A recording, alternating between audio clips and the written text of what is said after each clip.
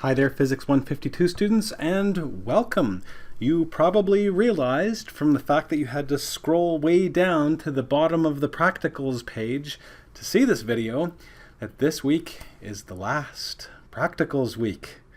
Yes, indeed, it's true. So Professor Julian will be continuing his lectures through the first week and a half of April. I think it goes to April 9th. But the practicals are done this week. So well done. Well done on getting this far. I guess if you did Physics 151, there's now been 20 of these practicals. So good work. This week's practical activities will be about data fitting, and in fact curve fitting, mostly to straight lines. The first activity is fitting by hand. The second one uses a Python code to do a proper least squares fit. And the third activity involves a goodness of fit parameter called chi-squared. But before we get to the actual video about what you're doing this week, I want to actually motivate things by talking about a course you might be interested in taking next year called PHY152 H1. That is called Practical Physics 1. And around here, it's known as the second year labs. It's taught in person, always taught in person, even during COVID, here in the physics building. And actually, before I talk about it, let's take a little tour, shall we? So let me give you a little tour of the second year labs. This is the physics building. There's a main lobby there. We have to go up the stairs. I'll take two at a time here. And through these doors. You see on the left, those are the third and fourth year labs. This is the computer lab where you do computational physics and stuff, working in pairs. Oh, hey, there's the PhysU Lounge, the Physics Student Union, where you sit on these couches, you play foosball, you play Xbox, you work on problem sets through the night. There's a guitar amp, there's liquid nitrogen ice cream supplies in there. But through here are the second year labs, and there's room 222 where you'll be doing most of your gathering at first. Every setup, of course, has an oscilloscope, a data acquisition device, and a power supply for various experiments you'll do in here. And then down the hall you'll find all kinds of experiments. There's magnets, there's cables for measuring the speed of light, there's these hanging slinkies. You can set up longitudinal standing waves and measure properties of waves. In this room we have glycerin, we have water. We drop beads and measure fluid resistance. We have two-dimensional waves on the surface of these ripple tanks. You'll be taking images of those. Here are a whole bunch of our optics experiments, also in a different room. So we make it really dark in here, and you can I might as well turn on sodium lamp, and here's a spectrograph. We can look in and see the emission spectrum of sodium. We also have helium and hydrogen and various other things you can look at spectra of. Here's a Michelson-Morley experiment. Here is a black body radiation experiment where you look at spectra of a lamp. Here's that single slit diffraction experiment we did actually this year, but you get to do it yourself in the second year. Milk and oil drop experiment, very famous one. Here's the holograms. You can make your own hologram. We have digital microscopes, all kinds of things you will be using if you take the second year labs. So the second year labs will help, their goals are to help you improve your ability to solve problems in a hands-on context, to plan an experiment and design a procedure, and to perform data and uncertainty analysis using your own data fitting program in Python. So, speaking of data fitting, let's get back to Physics 152 and this practical's 10 activities that you'll be doing this week. And let's go to the whiteboard. So let's go through some data fitting terminology. And let's start by just referring to some data where you might make a plot of y versus x and you would have various data points. So I can just draw them here.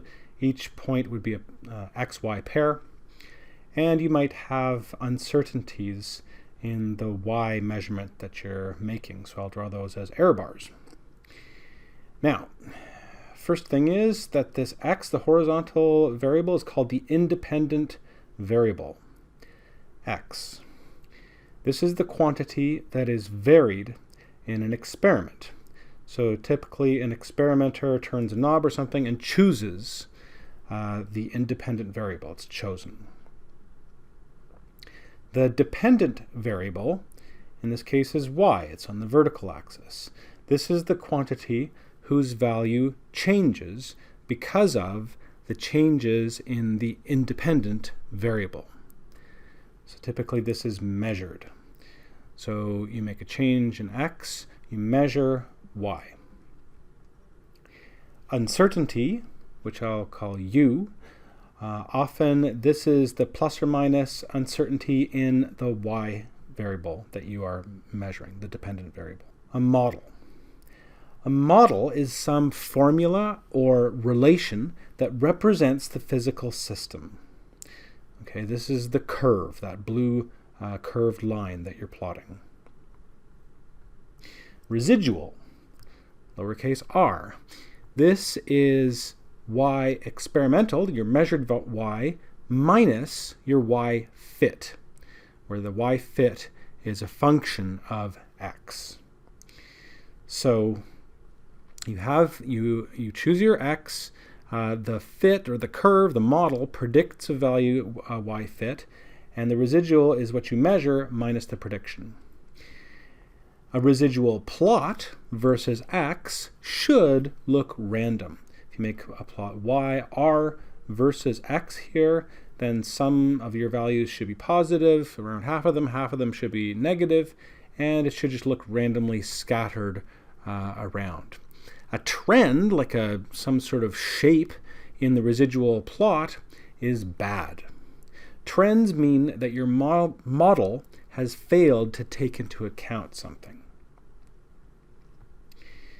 Degrees of freedom, sometimes called DOF. The number of degrees of freedom is the number of data points you have minus the number of parameters describing the fit. For example, if you have 5 data points and you fit it to a straight line, well, a straight line has 2 parameters, the slope and the y-intercept. So number of degrees of freedom is 5 minus 2 equals 3. And lastly, chi-squared. So chi-squared is a goodness of fit parameter that's pretty popular. It is defined as the sum from I equals 1 to n of Ri divided by Ui squared.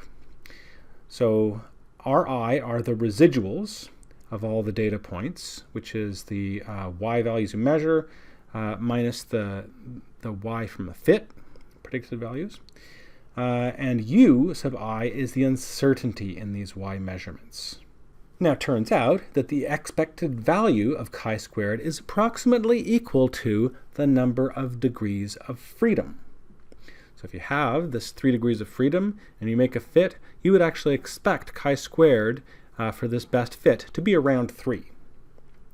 Now, if your chi-squared is much, much greater than the number of degrees of freedom, then your data are not consistent with the model.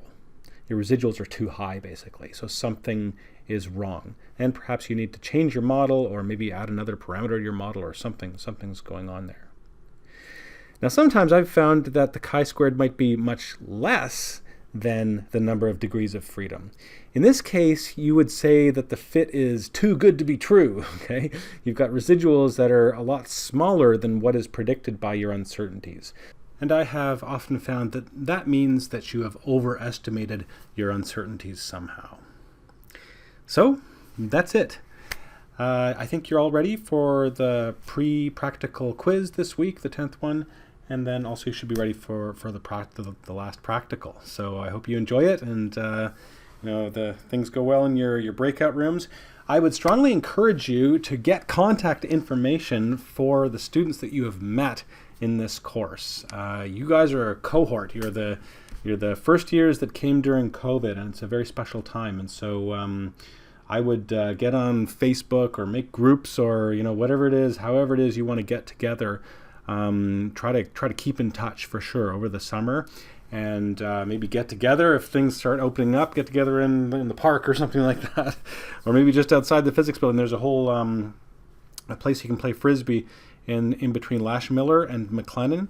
There's sort of a grassy area there. Maybe make a plan to meet up on Canada Day or something like that. So. Also, I'm going to be here. I'm writing a book this summer, The Physics of Music, so I'm working on that. And my office is 129E. And so if my door is open, please just feel free to walk through it and tell me who you are. Basically, you're one of my students from Physics 151, 152. And I'd be very happy to meet you in person. Like I say, my door is open. You guys are always welcome to come through it. So once again, it's been a pleasure.